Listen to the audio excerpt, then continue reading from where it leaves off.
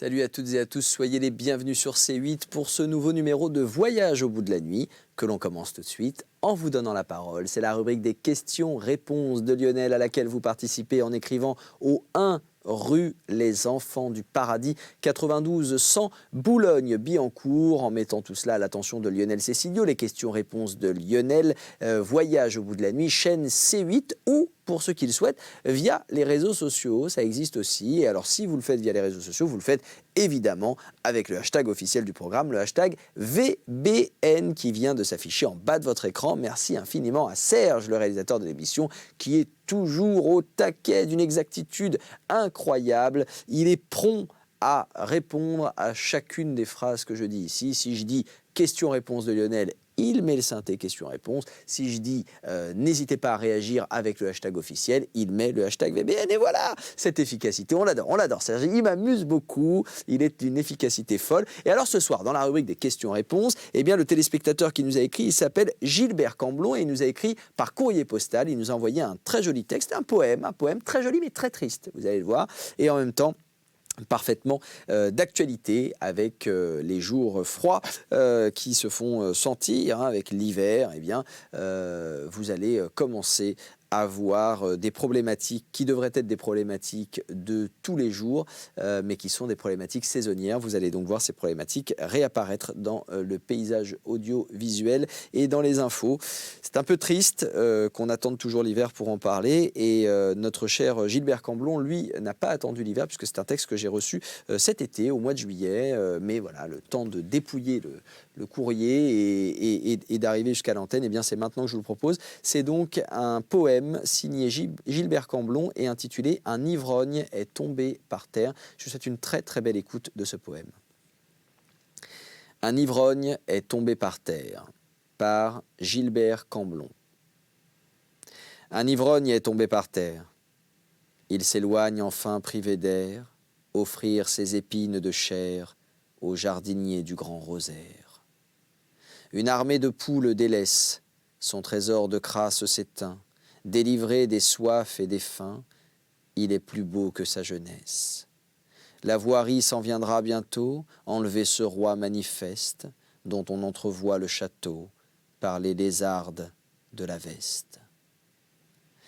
Voilà donc pour ce poème que je trouve vraiment très beau et à la fois triste, et en même temps, voilà, c'est aussi des problématiques tristes qu'il faut prendre en compte pour améliorer le monde et inscrire une vision de ce monde différente. Merci infiniment Gilbert Camblon pour ce joli poème « Un ivrogne est tombé par terre ». La rubrique des questions-réponses est donc terminée. Vous pouvez continuer à réagir, notamment sur les réseaux sociaux, hashtag VBN. Quant à moi, je vais vous embarquer dans la lecture de cette nuit. Et cette lecture, eh bien, c'est celle du roman d'Honoré de Balzac intitulé « La Duchesse de Langeais ». On reprend là où on s'est interrompu lors de la précédente émission, c'est-à-dire à cet instant où la Duchesse est en train d'expliquer à son prétendant principal, hein, notre personnage principal, elle est en train de lui dire, eh bien, cessez donc de me voir si vraiment vous m'aimez, parce que je ne suis pas une coquette, libertine peut-être, mais pas coquette. Je ne donne pas à entendre aux hommes qu'il me plaît si ce n'est pas le cas.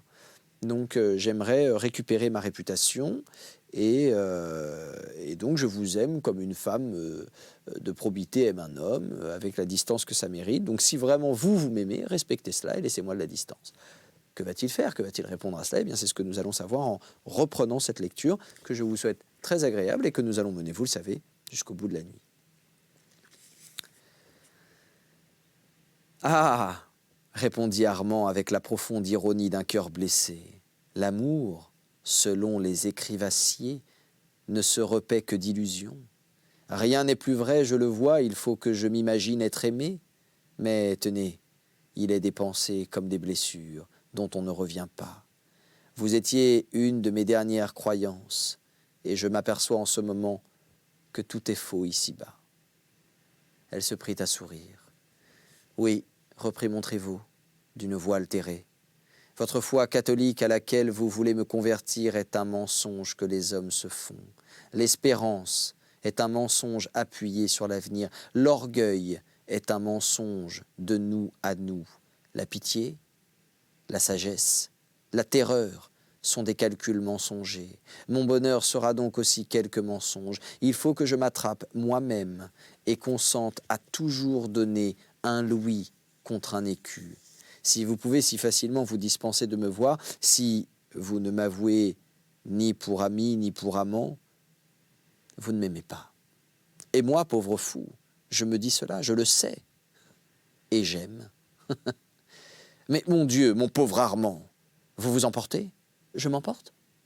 Oui, oui, vous croyez que tout en est question parce que je vous parle de prudence. Au fond, elle était enchantée de la colère qui débordait dans les yeux de son amant. En ce moment, elle le tourmentait, mais elle le jugeait et remarquait les moindres altérations de sa physionomie. Si le général avait eu le malheur de se montrer généreux sans discussion, comme il arrive quelquefois à certaines âmes candides, il eût été fort banni pour toujours, atteint et convaincu de ne pas savoir aimer. La plupart des femmes veulent se sentir le moral violé. N'est-ce pas une de leurs flatteries de ne jamais céder qu'à la force? Mais Armand n'était pas assez instruit pour apercevoir le piège habilement préparé par la duchesse. Les hommes forts qui aiment ont tant d'enfance dans l'âme.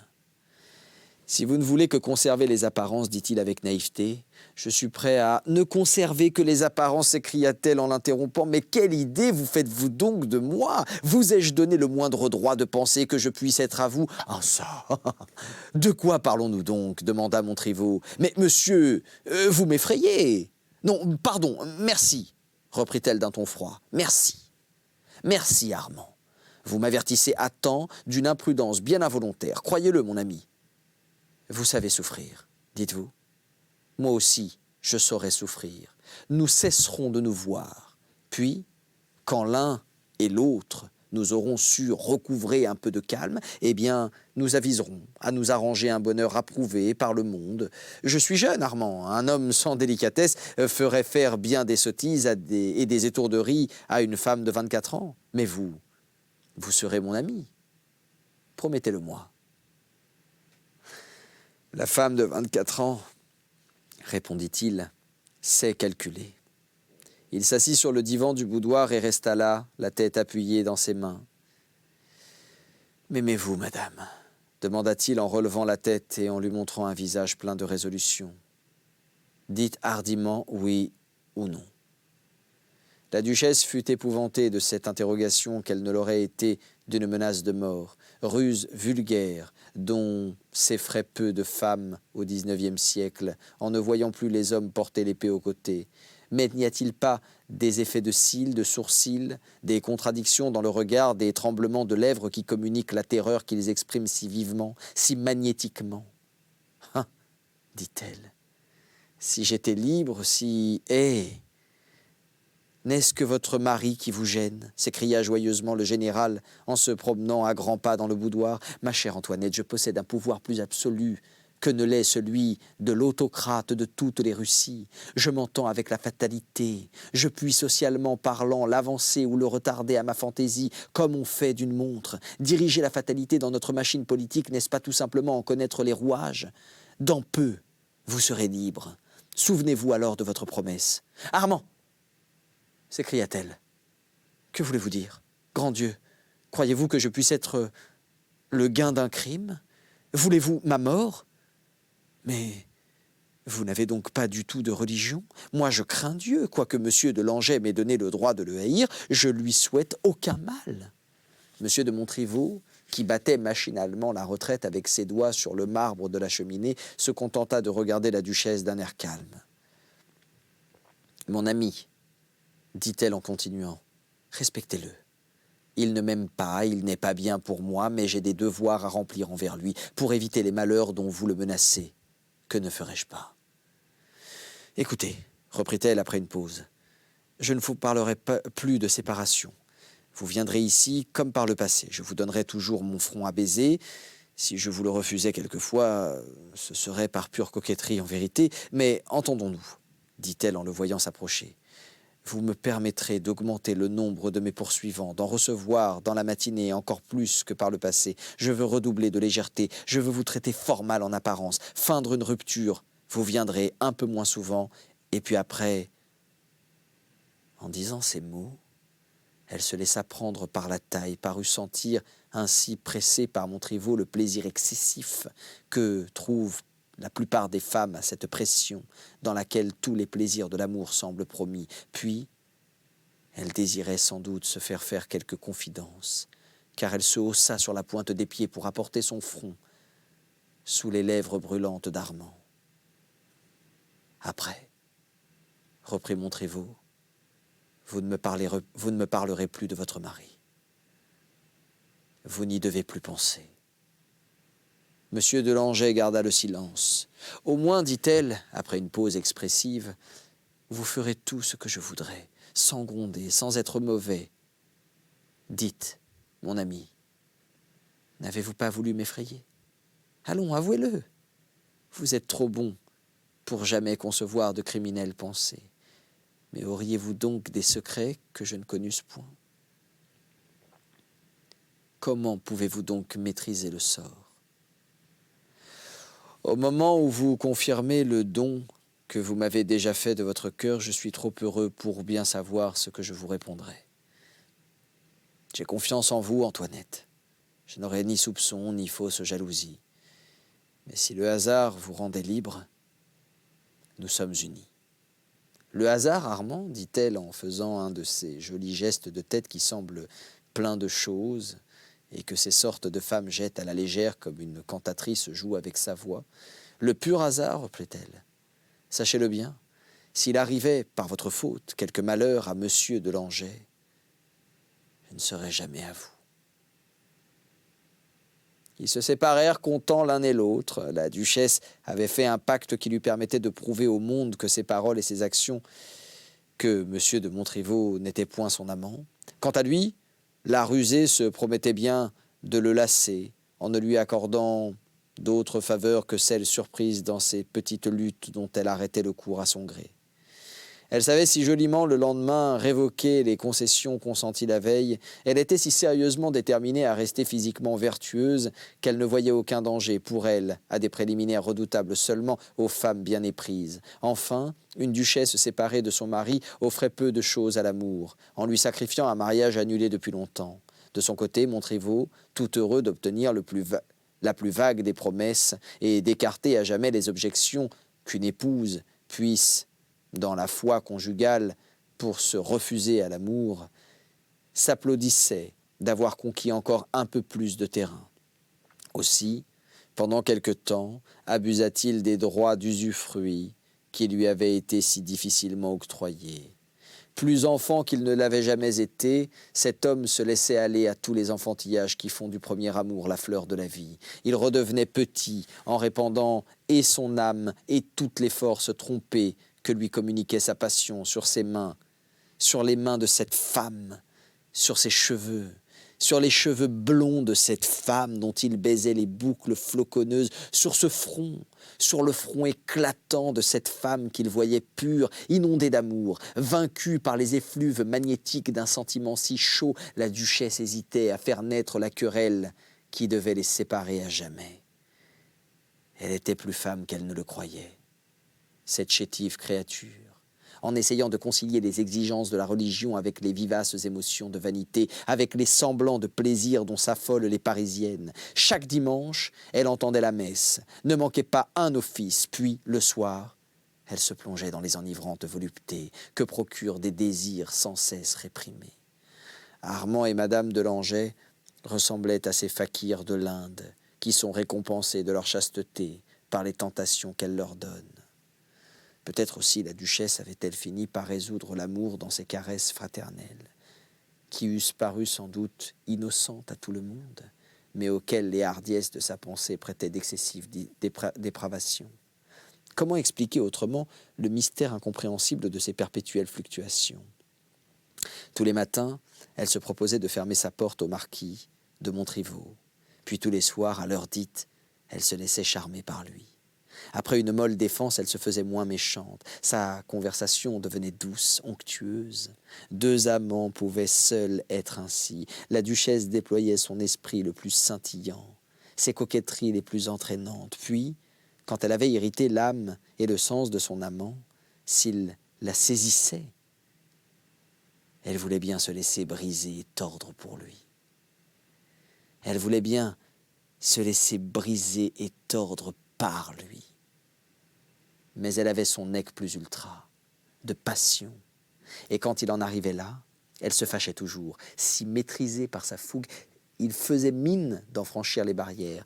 Aucune femme n'ose se refuser sans motif à l'amour. Rien n'est plus naturel que d'y céder. Aussi, Madame de Langeais s'entoura-t-elle bientôt d'une seconde ligne de fortification, plus difficile à emporter qu'elle ne l'avait été la première. Elle évoqua les terreurs de la religion. Jamais le père de l'Église, le plus éloquent, ne plaida mieux la cause de Dieu. Jamais les vengeances du Très-Haut ne furent mieux justifiées que par la voix de la duchesse. Elle n'employait ni phare de sermon, ni amplification de rhétorique. Non, elle avait son pathos à elle. À la plus ardente supplique d'Armand, elle répondait par un regard mouillé de larmes, par un geste qui peignait une affreuse plénitude de sentiments. Elle le faisait taire en lui demandant grâce. Un mot de plus, elle ne voulait pas l'entendre. Elle succomberait, et la mort lui semblait préférable à un bonheur criminel. N'est-ce donc rien que de désobéir à Dieu ? Lui disait-elle en retrouvant une voix affaiblie par des combats intérieurs sur lesquels cette jolie comédienne paraissait prendre difficilement un empire passager. Les hommes, la terre entière, je vous les sacrifierais volontiers, mais vous êtes bien égoïste de me demander tout mon avenir pour un moment de plaisir. Allons, voyons, n'êtes-vous pas heureux ? Ajoutait-elle en lui tendant la main, en se montrant à lui dans un négligé qui certes offrait à son amant des consolations dont il se payait toujours. Si pour retenir un homme dont l'ardente passion lui donnait ses émotions inaccoutumées, ou si, par faiblesse, elle se laissait ravir quelques baisers rapides, aussitôt elle feignait la peur, elle rougissait et bannissait Armand de son canapé au moment où le canapé devenait dangereux pour elle. « Vos plaisirs sont des péchés que j'expie, Armand. Ils me coûtent des pénitences, des remords, » s'écriait-elle. Quand Montriveau se voyait à 2 chaises de cette jupe aristocratique, il se prenait à blasphémer, il maugréait Dieu. La duchesse se fâchait alors. « Mais mon ami, disait-elle sèchement, je ne comprends pas pourquoi vous refusez de croire en Dieu, car il est impossible de croire aux hommes. Taisez-vous, ne parlez pas ainsi, vous avez l'âme trop grande pour épouser les sottises du libéralisme qui a la prétention de tuer Dieu. » Les discussions théologiques et politiques lui servaient de douche pour calmer Montriveau, qui ne savait plus revenir à l'amour quand elle excitait sa colère, en le jetant à 1000 lieues de ce boudoir dans les théories de l'absolutisme qu'elle défendait à merveille. Peu de femmes osent être démocrates. Elles sont alors trop en contradiction avec leur despotisme en fait de sentiments. Mais souvent aussi le despotisme, le général, secoue sa crinière, laisse la politique, gronde comme un lion, se bat les flancs, s'élance sur sa proie, revient terrible d'amour à sa maîtresse, incapable de porter longtemps son cœur et sa pensée en flagrance. Si cette femme se sentait piquée par une fantaisie assez incitante pour la compromettre, elle savait alors sortir de son boudoir. Elle quittait l'air chargé de désir qu'elle y respirait, venait dans son salon, s'y mettait au piano, chantait les airs les plus délicieux de la musique moderne et trompait ainsi l'amour des sens qui parfois ne lui faisait pas grâce, mais qu'elle avait la force de vaincre. Et ces moments, elle était sublime aux yeux d'Armand. Elle ne feignait pas, elle était vraie. Et le pauvre Armand se croyait aimé. Cette résistance égoïste la lui faisait prendre pour une sainte et vertueuse créature, et il se résignait, et il parlait d'amour platonique, le général d'artillerie. Quand elle eut assez joué de la religion dans son intérêt personnel, Madame de Langeais en joua dans celui d'Armand. Elle voulut le ramener à des sentiments chrétiens. Elle lui refit le génie du christianisme à l'usage des militaires. Montriveau s'impatienta, trouva son joug pesant. Oh, alors, par esprit de contradiction, elle lui cassa la tête de Dieu pour voir si Dieu la débarrasserait d'un homme qui allait à son but avec une constance dont elle commençait à s'effrayer. D'ailleurs, elle se plaisait à prolonger toute querelle qui paraissait éterniser la lutte morale, après laquelle venait une lutte matérielle bien autrement dangereuse. Et c'est là-dessus que nous allons nous quitter, car vous l'avez compris, cette émission va maintenant toucher à sa fin. Je vous remercie infiniment de l'avoir suivi et je vous donne rendez-vous très très vite sur C8 pour la suite de la lecture de ce roman d'Honoré de Balzac. D'ici là, vous pouvez continuer à réagir sur les réseaux sociaux avec le hashtag VBN. À très vite sur C8 donc, et d'ici là, prenez soin de vous.